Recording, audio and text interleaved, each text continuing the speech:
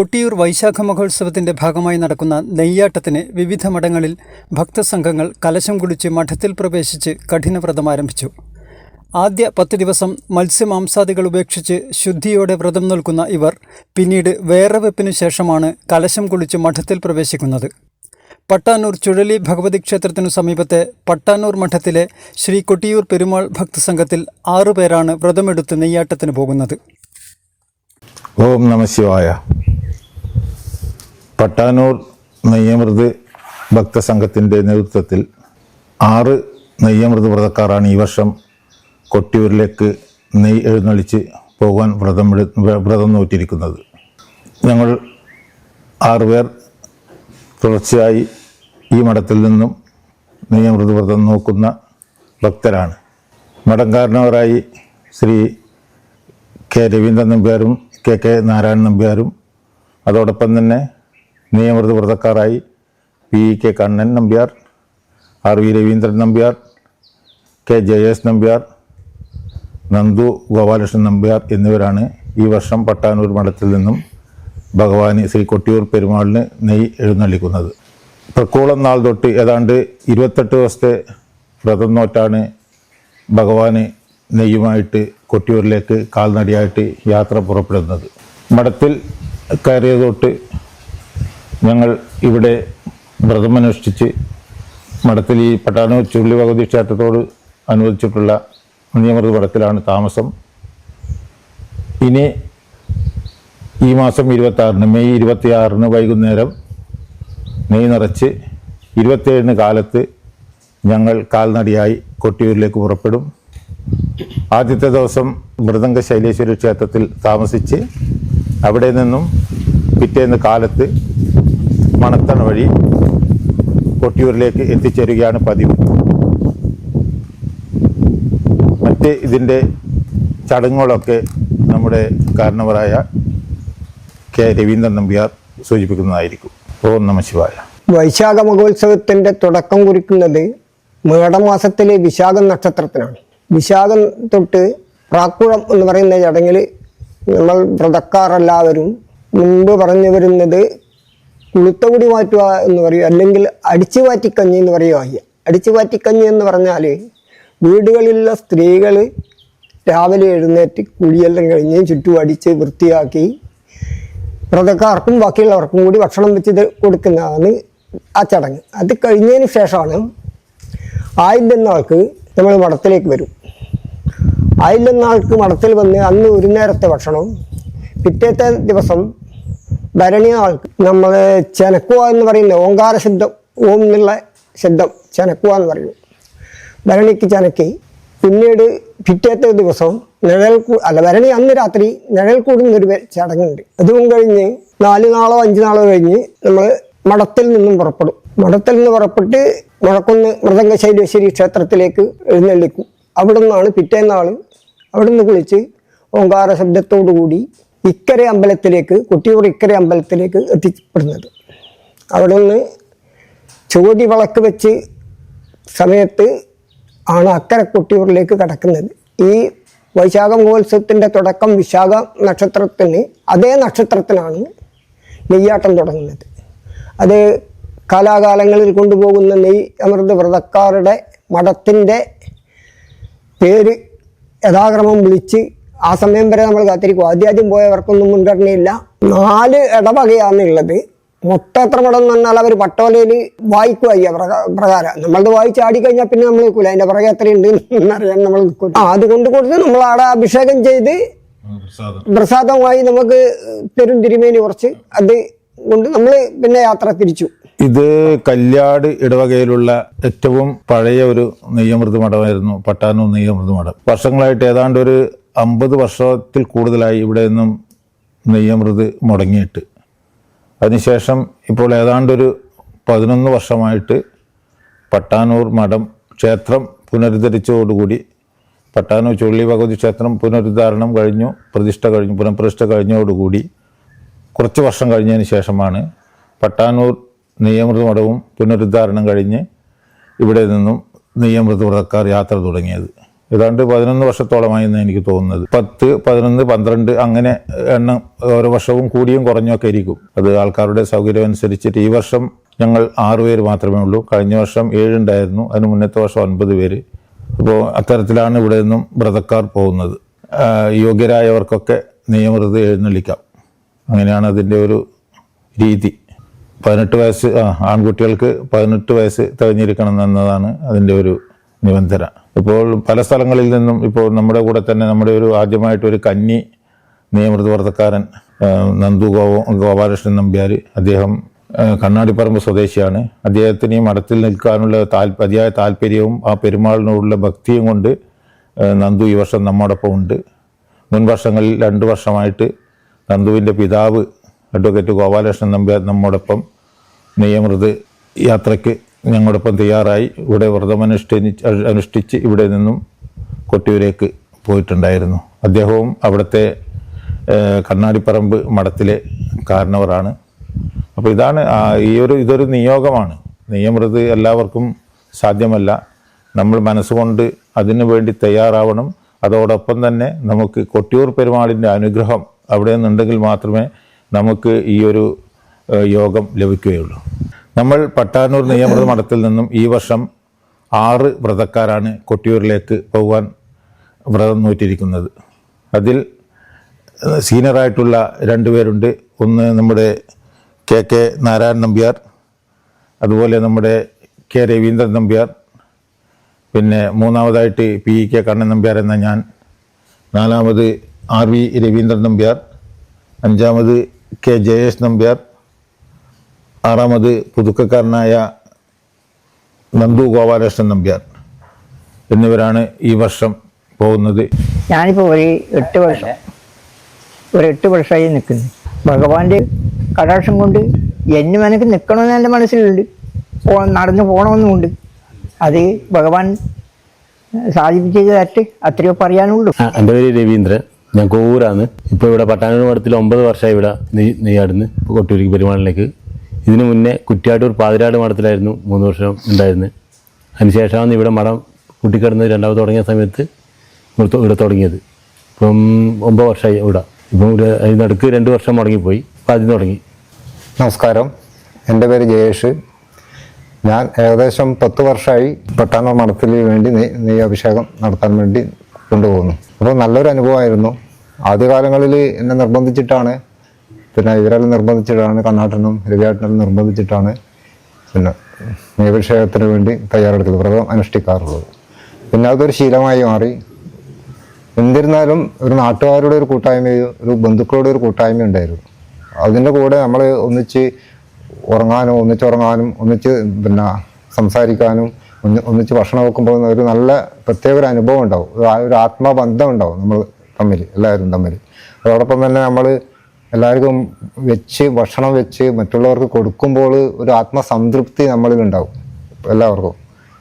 അതോടൊപ്പം തന്നെ ഒരു പുണ്യപ്രവൃത്തി കൂടിയാണ്. എല്ലാവർക്കും ഭക്ഷണം കൊടുക്കുക, വിളമ്പി കൊടുക്കുക, അത് പാത്രം കഴുകുക. അപ്പോൾ അതിൽ നമുക്കൊരു പ്രത്യേക ഒരു ഊർജം ആ സമയത്ത് കിട്ടുന്നുണ്ട്. അതിൻ്റെ കൂടെ പിന്നെ ഇതെല്ലാം കഴിഞ്ഞു നമ്മൾ നെയ്യെടുത്തു അഭിഷേകത്തിന് വേണ്ടി നടക്കുമ്പോൾ ഓങ്കാര മന്ത്രത്തോടു കൂടി ഓങ്കാരം ഉച്ചരിച്ചുകൊണ്ട് ഏകദേശം 1 ലക്ഷത്തോളം തവണ നമ്മൾ അവിടെ കൊട്ടിയൂരെത്തുന്നവരെ മന്ത്രം ഉച്ചരിക്കാറുണ്ട്. അതുവരെ എത്തുമ്പോഴുള്ള ആ മന്ത്രം ഉച്ചരിക്കുമ്പോഴുള്ള അനുഭവം ഒരു പ്രത്യേക ഒരു അനുഭവമായിരുന്നു. അപ്പോൾ എന്ത് ക്ഷീണമുണ്ടെങ്കിലും എന്ത് വൈകല്യം ഉണ്ടെങ്കിലും അതെല്ലാം മാറാനുള്ളൊരു പിന്നെ ഒറ്റമൂലിയായിരുന്നു ഓങ്കാര മന്ത്രം. ഈ കൊട്ടിയൂർ നെയ്യമൃത് വ്രതത്തിന് 3 സ്റ്റേജാണ്. ആദ്യത്തെ ഏതാണ്ട് ഒരു 20-25 ദിവസത്തെ വ്രതമാണ് ഇതിൽ, 28 ദിവസത്തെ. അപ്പോൾ ആദ്യത്തെ ഒരു 2 ആഴ്ച നമ്മൾ ശബരിമല ക്ഷേത്രം ദർശിക്കാൻ പോകുന്ന അതേ രീതിയിലുള്ള വ്രതമാണ്. വീട്ടിൽ നിന്നും സ്ത്രീകൾ കാലത്തെഴുന്നേറ്റ് വീടും പരിസരം ശുദ്ധിയാക്കി കുളിച്ച് ഭക്ഷണം പാകം ചെയ്ത് ആ ഭക്ഷണം കഴിച്ച് സസ്യാഹാരം മാത്രമേ കഴിക്കുള്ളൂ. അപ്പോൾ ഏതാണ്ട് നമ്മൾ ശബരിമലക്ക് എടുക്കുന്ന ആ ഒരു വ്രതത്തിലാണ് ഏതാണ്ട് ഒരു 2 ആഴ്ച. അത് ഫസ്റ്റ് സ്റ്റേജ്. സെക്കൻഡ് സ്റ്റേജ് എന്ന് പറഞ്ഞത് വേറവെപ്പ് എന്ന് പറഞ്ഞതാണ്. വേറവെപ്പ് എന്ന് പറഞ്ഞാൽ നമ്മൾ ഈ നെയ്യമൃത് വ്രതക്കാർ സ്വന്തമായിട്ട് പാകം ചെയ്ത് ഒരുമിച്ച് ഒന്നുകിൽ കൂട്ടായിട്ട് അല്ലെങ്കിൽ സ്വന്തം വീട്ടിൽ നിന്നാണെങ്കിൽ സ്വന്തമായിട്ട് നമ്മൾ ഭക്ഷണം പാകം ചെയ്ത് അത് വീട്ടിലുള്ള മറ്റംഗങ്ങൾ കൂടി നമ്മൾ ഭക്ഷിച്ചതിന് ശേഷം കൊടുക്കണം. അവിടെ ഒരു 2 വെപ്പില്ല. അതാണ്. അല്ല എല്ലാവരും കൂടെ ഒരു സങ്കേതത്തിൽ വെച്ചിട്ടാണെങ്കിൽ ഞങ്ങൾ ഇവിടെ ചെയ്യുന്നത് മാതിരി ഈ വേറോപ്പ് തുടങ്ങിയ അന്ന് തൊട്ട് നമ്മളെല്ലാവരും മഠത്തിൽ ഒരുമിച്ച് ഭക്ഷണം പാകം ചെയ്യുന്നു, ഒരുമിച്ച് കഴിക്കുന്നു. അതിനുശേഷം വരുന്ന ഭക്തർക്ക് അത് പ്രസാദമായിട്ട് നമ്മൾ കൊടുക്കുന്നു. അതൊരു ഏതാണ്ട് ഒരു 10 ദിവസമാണ് ഈ ഒരു വേറവെപ്പ്. അത് കഴിഞ്ഞാൽ 3-ാം സ്റ്റേജ് അത് കഠിനവ്രതമാണ്. അത് 3-ാം സ്റ്റേജ് ഞാൻ മഠത്തിൽ കയറുക. ആ മഠത്തിൽ കയറുന്ന ദിവസം എല്ലാവരും വീട്ടിൽ നിന്ന് കുളിച്ച് ശുദ്ധിയായി ഈ നെയ്ക്കണ്ടിയുണ്ട്, നെയ്ക്കണ്ടിയും ചൂരലും, അതാണ് നമ്മുടെ അടയാളം, ശിവൻ്റെ ഒരു അടയാളമായിട്ട് ചൂരൽ. ആ ചൂരലുമായിട്ട് നമ്മൾ ഓങ്കാരത്തോടു കൂടി മഠത്തിലെത്തുന്നു. മഠത്തിൽ അന്ന് മേൽശാന്തി ഇപ്പോൾ ഇവിടെ സംബന്ധിച്ചിടത്തോളം ഇവിടുത്തെ മേൽശാന്തി ഈ ചൊല്ലുവാദ ക്ഷേത്രത്തിലെ മേൽശാന്തി നമ്മളെ കലശം കുളിപ്പിക്കുന്നു. കലശം കുളിച്ച് ശുദ്ധി വരുത്തിയതിന് ശേഷമാണ് നമ്മൾ മഠത്തിൽ കയറുന്നത്. അതിനുശേഷം നമ്മുടെ എല്ലാ കൃത്യങ്ങളും ഭജനയും കാര്യങ്ങളും എല്ലാം മഠത്തിൽ വെച്ചിട്ടാണ്. അവിടെ നിന്ന് തന്നെ കുളിച്ച് കാലത്തെഴുന്നേറ്റ് കുളിച്ച് ഭഗവാനെ ധ്യാനിച്ച് ഭസ്മം തൊട്ടതിന് ശേഷം ആണ് നമ്മൾ മറ്റുള്ള ഭക്ഷണത്തിൻ്റെ കാര്യങ്ങളൊക്കെ തയ്യാറാക്കാൻ പുറപ്പെടുന്നത്. അത് നമ്മൾ കാലത്ത് ബ്രേക്ക്ഫാസ്റ്റ് അത് ഉപ്മാവ് അങ്ങനെയുള്ള കാര്യങ്ങളാണ്. ഉച്ചക്ക് കഞ്ഞിയും ചക്ക എന്തായാലും ഉണ്ടാവും. ചക്ക, പുളിങ്കറി, മാങ്ങ, ഇതൊക്കെയാണ് വിഭവങ്ങൾ. ഏതാണ്ട് ഒരു 5 തരം വിഭവങ്ങൾ ഉണ്ടാവും, പപ്പടം ഇതൊക്കെ ആയിട്ട്. വൈകുന്നേരമാണെങ്കിൽ ശരിയായ സദ്യ പോലെ തന്നെയാണ്. ചോറ്, സാമ്പാർ, പപ്പടം, മറ്റു 1-2 കറികൾ, പായസം, വിവിധതരം പായസങ്ങൾ. അപ്പോൾ ഇത് നമ്മൾ ഉണ്ടാക്കുന്നത് നമ്മളെല്ലാവരും കൂട്ടായി ചേർന്നിട്ടാണ്. അതൊക്കെ ഒരു പെരുമാളിൻ്റെ ഒരു നിയോഗമാണ്. ആർക്കും പറഞ്ഞു കൊടുക്കാറൊന്നുമില്ല. അവരവർക്ക് തോന്നുന്ന രീതിയിലാണ് ഭക്ഷണം ഉണ്ടാക്കുന്നത്. ഉപ്പ് നോക്കത്തില്ല. കാരണം രുചിച്ചു കഴിഞ്ഞാൽ അത് എച്ചിലാവുന്ന കരുതി ഉപ്പും എരിവൊന്നും നോക്കില്ല. നോക്കാതെയാണ് നമ്മൾ പാകം ചെയ്യുന്നത്. ഏതാണ്ട് അത് നമ്മൾ പാകം ചെയ്ത് കഴിക്കുമ്പോൾ ഏതാണ്ട് വലിയ ഏറ്റക്കുറച്ചിൽ ഉപ്പിനോ എരിവിനൊന്നും ഉണ്ടാവാറില്ല. ആ ഭക്ഷണം തന്നെയാണ് നമ്മൾ കഴിച്ചതിന് ശേഷം ഇവിടെ എത്തിച്ചേരുന്ന ഏതാണ്ട് 50-60 അതിൽ കൂടുതൽ ഭക്തർ എല്ലാ ദിവസവും മഠത്തിൽ ഈ ഒരു നമ്മൾ കഴിച്ചതിന് ശേഷം പ്രസാദം ഏറ്റുവാങ്ങി കഴിക്കുവാൻ ഉണ്ടാവും. ഇത് 3-ാം സ്റ്റേജാണ്. അതിൽ ഏതാണ്ട് 5 ദിവസം 6 ദിവസമാണ് മഠത്തിൽ നിൽക്കേണ്ടത്. മഠത്തിൽ അതിനൊരു നക്ഷത്രമുണ്ട്. ആ നക്ഷത്രത്തിൽ നമ്മൾ നെയ്യ് നിറച്ച് ഈ നെയ്യെന്ന് പറഞ്ഞാൽ നമ്മൾ സ്വന്തം വീട്ടിൽ നിന്നോ അല്ലെങ്കിൽ നമുക്ക് അറിയപ്പെടുന്ന നമുക്ക് ഏറ്റവും ബന്ധപ്പെടുന്ന ശുദ്ധിയുള്ള വീട്ടിൽ നിന്നോ വളരെ ശുദ്ധിയോടുകൂടി ഉണ്ടാക്കുന്ന നെയ്യ് മാത്രമാണ് ഇതിനു വേണ്ടി ഉപയോഗിക്കുന്നത്, പശു നെയ്യ്. ഈ നെയ്യ് നമ്മൾ സുരക്ഷിതമായി വീട്ടിൽ ഉണ്ടാക്കി തയ്യാറാക്കി മഠത്തിൽ കയറ്റിയിട്ട് മഠത്തിൽ നിന്ന് വെച്ചാണ് നമ്മളെല്ലാവരും നെയ്ക്കിണ്ടി, അതായത് മുരുടയാണ്. അതിൽ നമ്മൾ ഒരു 650 മില്ലി 600 മില്ലി അത്തരത്തിൽ നമ്മൾ നെയ്യ് അതിലൊഴിച്ച് ശരണമന്ത്ര ഓങ്കാര ശബ്ദത്തോടു കൂടിയിട്ട് നമ്മൾ അതിൽ നിറച്ച് അതിന് പ്രോപ്പറായിട്ട് അതിനെ പാക്ക് ചെയ്ത് അതിൻ്റെ വായ്പൊതിയൊക്കെ കെട്ടിയിട്ടാണ് കാൽനടയായിട്ട് നമ്മൾ നെയ്യ് എഴുന്നള്ളിക്കുന്നത്. അപ്പം ഇതിനു വേണ്ടുന്ന കയറൊക്കെ നമ്മൾ ശുദ്ധമായിട്ട് പിരിച്ചെടുക്കുകയാണ് ചെയ്യുന്നത്. ഈ നെയ്ക്കണ്ടി കെട്ടിക്കൊണ്ടുപോകാനും അതിനുള്ള കയറൊക്കെ കൈതയിലാണ് അത് ഉണ്ടാക്കുന്നത്. കൈത നമ്മൾ അത് എന്താ പറയുക, അത് വെള്ളത്തിലിട്ട് ചീകി അതിൻ്റെ നയരുണ്ടാക്കി അത് പിരിച്ച് 3 പിരി മുപ്പിരി അങ്ങനെ 3 പ്രാവശ്യം പിരിച്ചിട്ടാണ് ആ കയറൊക്കെ ഉണ്ടാക്കുന്നത്. അങ്ങനെ ഈ മഠത്തിൽ കയറിയാലും നമുക്ക് ഒരുപാട് ജോലികളുണ്ട്. കാരണം ഭക്ഷണം ഉണ്ടാക്കലും കഴിക്കലും മാത്രമല്ല, അതിനോടൊപ്പം പ്രാർത്ഥനയും അതോടൊപ്പം തന്നെ ഇതിനു വേണ്ട തയ്യാറെടുപ്പുകളൊക്കെ എല്ലാവരും ഒരുമിച്ചിരുന്നാണ് ചെയ്യുന്നത്. ഈ വേറവെപ്പ് തൊട്ട് നമ്മൾ മറ്റുള്ളവരെ കുളിച്ച് കഴിഞ്ഞതിന് ശേഷം മറ്റുള്ളവരെ നമ്മൾ ടച്ച് ചെയ്യാൻ പാടില്ല. ടച്ച് ചെയ്താൽ അശുദ്ധിയായി. നമ്മൾ വെള്ളം കുടിവെള്ളം പോലും നമ്മൾ പിന്നീട് കുളിച്ചിട്ട് മാത്രമേ ഒരാളെ നമ്മൾ സ്പർശിച്ചു പോയാൽ കുളിച്ച് ശുദ്ധി വരുത്തിയ ശേഷം വെള്ളം കുടിക്കാൻ പാടുള്ളൂ. അത് 2nd സ്റ്റേജിൽ. മഠത്തിൽ കയറിയാൽ പിന്നെ അത് ഒട്ടും പാടില്ല. പരസ്പരം നിയമൃതകാർ പരസ്പരം അങ്ങോട്ടും ഇങ്ങോട്ടും ടച്ച് ചെയ്യാം, തൊടാം. അറിയാതെ മറ്റൊരു ആളെ തൊട്ടുപോയാൽ അശുദ്ധിയായി. വീണ്ടും നമ്മൾ പഴയതുമാതിരി കലശം കുളിച്ച് വേണം നമ്മൾ ഈ ഒരു മഠത്തിൽ വീണ്ടും കയറുവാൻ. അതൊരു വളരെ ശ്രദ്ധയോട് കൂടിയിട്ട് നിൽക്കേണ്ട ഒരു ഇതാണ് ഈ മഠത്തിൽ കയറിയാൽ. നെയ്യഭിഷേകം കഴിഞ്ഞ് വരുന്നവരെ ഈ ഒരു വ്രതം തന്നെയാണ് കഴിയുന്നത് വരെ. ഭഗവാന് മണിത്തറയിൽ കയറി ഭഗവാന് നേരിട്ട്, അതൊരു നമുക്ക് കിട്ടുന്ന ഒരു വലിയ ഒരു അനുഗ്രഹമാണ്. ഈ മണിത്തറയിൽ കയറിയിട്ട് നേരിട്ട് നമ്മളിൽ നിന്നും അവിടുത്തെ തിരുമേനി നമ്പൂതിരി നെയ്യ് വാങ്ങിച്ച് ആ നെയ്യ് കലശമാടിയതിന് ശേഷമാണ്, ഭഗവാന് സമർപ്പിച്ചതിന് ശേഷമാണ് നമുക്ക് മുരുടെ പ്രസാദത്തോടു കൂടി അല്പം നെയ്യോട് കൂടിയിട്ട് തിരിച്ചു തരുന്നത്. അതൊരു വലിയൊരു അനുഭവമാണ്, നേറുന്നവർക്ക് മാത്രം കിട്ടുന്ന ഒരു അനുഭവമാണ്.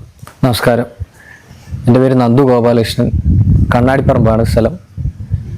ഇപ്പോൾ കഴിഞ്ഞ 2 വർഷമായിട്ട് പട്ടാനൂർ മഠത്തിൽ നിന്ന് എൻ്റെ അച്ഛൻ നെയ്യമൃത് സംഘത്തിൻ്റെ കൂടെ കൊട്ടിയൂരേക്ക് നെയ്യ് കൊടുക്കാറുണ്ട്.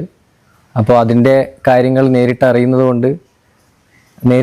വേണ്ടിയിട്ടാണ് ഈ വർഷം ഞാൻ ഈ ഭക്തസംഘത്തിൻ്റെ കൂടെ ചേർന്നത്. മറ്റ് ക്ഷേത്രങ്ങളിലൊന്നും കണ്ടുവരാത്ത പ്രത്യേകമായ പല ആചാരങ്ങളും കൊട്ടിയൂർ ക്ഷേത്രവുമായി ബന്ധപ്പെട്ട് നടന്നു വരുന്നുണ്ട്. അത് ഒരു പഴയൊരു കാലത്തിൻ്റെ ഒരു കയ്യൊപ്പ് കൂടി അതിൽ പതിഞ്ഞിട്ടുണ്ട്.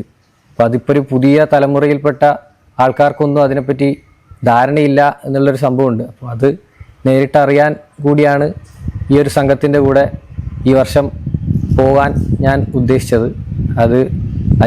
അതിനുള്ള അവസരം ഒരുക്കി തന്ന മഠം കാരണവർമാർ കൂടെയുള്ള മറ്റ് സംഘക്കാർക്കും ഒരുപാട് നന്ദിയുണ്ട്. അതുപോലെ തന്നെ ഈ വർഷം നേരിട്ട് അറിയുവാൻ സാധിച്ചതിൽ വലിയ അനുഗ്രഹമായി ഞാൻ കാണുന്നു. എൻ്റെ തലമുറയിൽപ്പെട്ട ചെറുപ്പക്കാർക്ക് ഇതിനെക്കുറിച്ച് കൂടുതൽ അറിയുവാനും ഇതിൻ്റെ ഭക്തി നേരിട്ടറിയുവാനും നേരിട്ട് അത് ഉൾക്കൊള്ളുവാനും ഇതുപോലെയുള്ള യാത്രകൾ വളരെ ഉപകാരപ്പെടും. അത് വലിയൊരു അനുഭവം ആകുമെന്ന് തന്നെയാണ് എനിക്ക് വിശ്വാസം. സ്തോത്രം ചെയ്തൽ സഹസ്രോതരമധികതരം ത്വൽപ്രസാദായ ഭൂയാ ഗീതാനാരായണീയം ശ്രുതിശുചജനുഷാ സ്തുത്യതാവർണ്ണനേന സ്ഫീതം ലീലാവതാരേരിതമിക കുരുതാം ആയുരാരോഗ്യ സൗഖ്യം. സ്ഫീതം ലീലാവതാരേ ഇതമിക കുരുതാം ആയുരാരോഗ്യ സൗഖ്യം.